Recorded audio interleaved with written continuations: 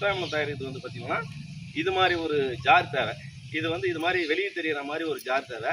இது எதுக்கு வேணால் அதோட நொதிப்புத்தன்மை அப்போ தான் நமக்கு வந்து வெளியே தெரியும்.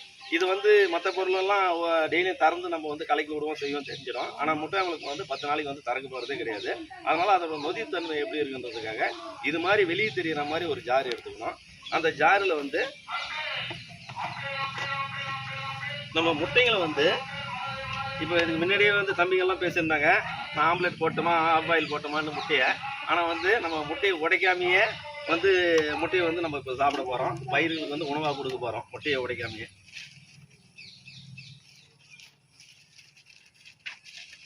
அப்புறம் வாங்கம்மா, இது எலுமிச்சை பழத்தை கட் பண்ணி இதில் சாறு விடுங்க. போங்க, யாரும் போங்க, நீங்கள் போங்க, யாரும் ஒருத்தர் நீங்கள் போங்க.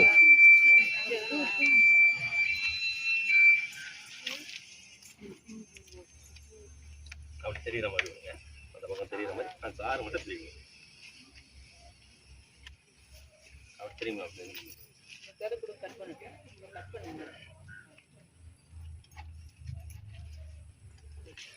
முட்டை கொஞ்சம் கூட மேலே தெரியக்கூடாது.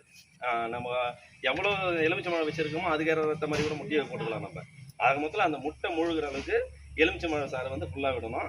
விட்டுட்டு இதை வந்து நல்லா டைட்டாக மூடி நேரப்பாங்க நேரத்தில் வச்சிடணும். 10 நாள் வச்சுட்டா போதும். நீங்கள் இதை வந்து கலக்க வேண்டியதில்லை, செய்ய வேண்டியதில்லை. இந்த முட்டை வந்து முழுசாக உங்களுக்கு வந்து மொத்தமே பர்மனெண்ட் ஆகிட்டு ஒரு நொதிப்பு தன்மைக்கு வந்துடும். 10ஆவது நாள் வந்து திறந்து வெள்ளத்தை வந்து அப்போ தான் சேர்க்கணும்.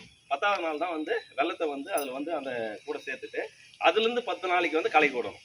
காலையில் ஒரு வேளை மாலையில் ஒரு வேளை கலக்கி விட்டிங்கன்னா இதுவும் வந்து 20 நாளில் ரெடி ஆகிடும். 21ஆவது நாள் வந்து நம்ம பயன்படுத்தலாம். ஒரு 10 லிட்டருக்கு 30 ml சேர்த்தா போதும். 10 லிட்டர் 30 ml சேர்த்து இதை வந்து நம்ம வந்து எல்லா பயிர்களுக்கும் வந்து நம்ம கொடுக்கலாம். இது ரொம்ப வளர்ச்சி ஊக்கியாக பயிர்களுக்கு வந்து